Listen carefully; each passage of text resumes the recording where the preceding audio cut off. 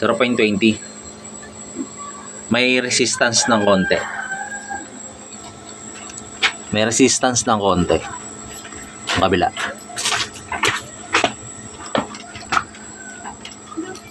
Ayan. Intake naman tayo. Sa intake naman mga ka-raider ito, 0.10. Mas madali kuhaan dito. Ayan, 0.10 intake. Ayan, may resistance ng konti.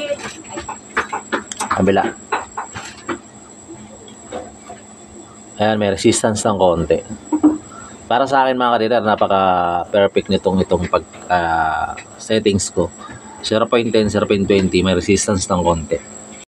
0.10 hanggang 0.20 yung sa intake, 0.20 hanggang 0.30. So comment mga kayo mga rider kung anong gap ng valve clearance nyo dito.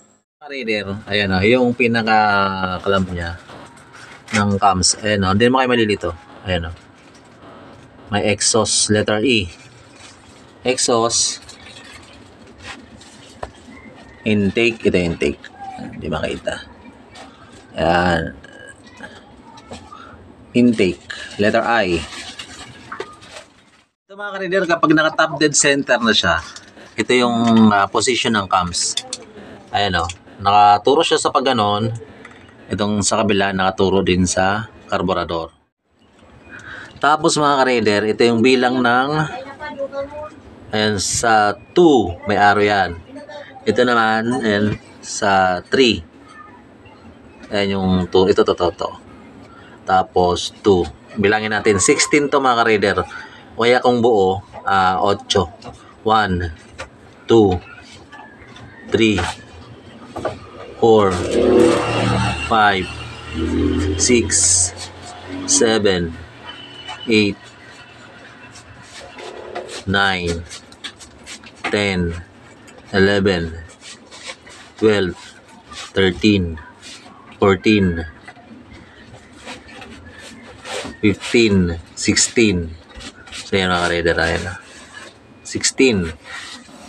Tapos tatanggalin natin ito mga ka-raider, itong tensioner. Ang bubunutin lang natin dito mga ka-raider, itong head. Papalit tayo ng metal gasket. Head gasket. Papakita ko sa inyo yung sira. New Year mga ka-raider. New Year. Magpapasko. Hindi ako ng Bigol, nakita nyo naman. Kinapos na ako sa oras. Busy ako nun. Tapos, kinapos na ako sa oras. I-refresh to. Kaya yung luma na metal head gasket, yung yero, may punit na yun ng konti eh. Nilagyan ko lang ng gasket maker. Tapos, sa bandang kabila, ayun, sumingaw na. Tumagas na yung langis. Ayun. Pabigang po dyan. Dala-dala mo na. Tama ka, Raider eh. Ayun o. Ayun o. Tagas na yun eh. Oo. Ito mga ka-raider, itong bolt na to is 8mm siya. The best dito yung socket na maliit, yung nabibili sa mga Shopee. Kasi may harapan kayo dito sa part na yun. Ito, yung 16 sets sa Shopee na maliit. Maganda pang baklas dito. Dito mga ka-raider, ito yung holder ng cams. Ayan, di na rin kayo maliligaw kasi may nakalagay intake. Ayan, 10mm yung bolt nito. Yung ganito mga ka-raider, ayan, may ano yan. May dowel. Ayan, may dowel yan mga ka-raider. Tapos yung ganitong thread mga ka-raider, may dowel yan. Itong full thread, walang dowel.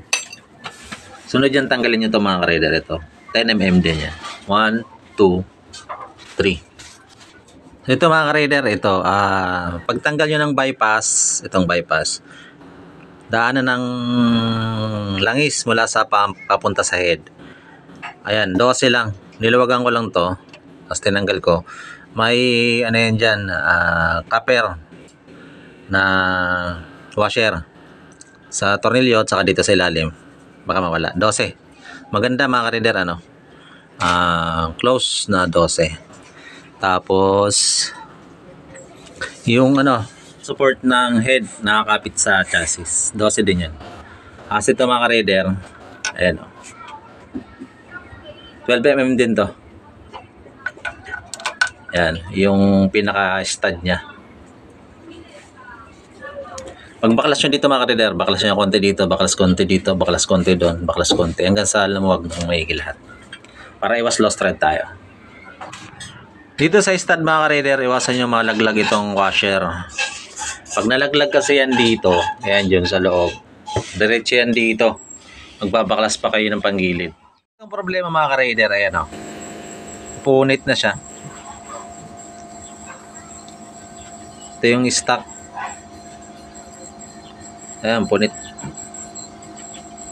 Nangyayari mga ka-reader, kapag umaga, siyempre matagal na bakante, yung chamber nagkakaroon ng langis, kaya sa umaga mausok.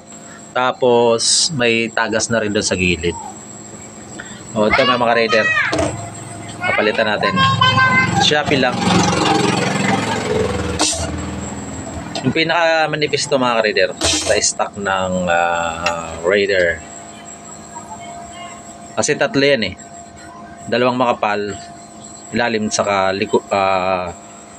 ilalim saka sa taas. Ito yung sa gitna. Manipis, plain, walang umbo. Na. Yung stock mga ka-reader ayan, stock na bore. Ito yung 66. So magtatabas pa tayo dyan. Ayan o. Tatabasan pa natin yan. Okay? Ito mga ka-reader ay nagawa natin. Yung natabas natin. Okay?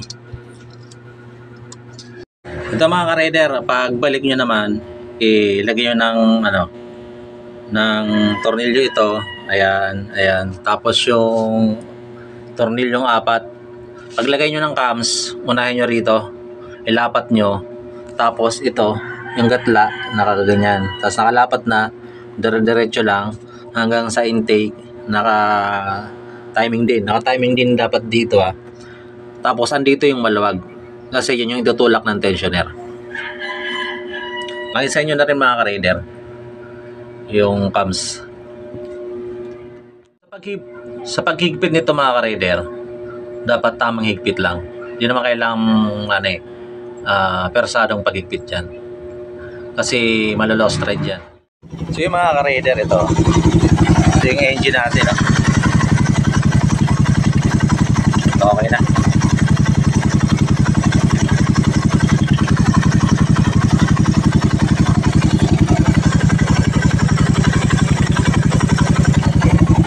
Ang nangyari mga ka-reader, naging solid yung tunog. Dati parang singaw yung tunog niya eh. Ngayon, lumalagapak na yung api doon. Yan.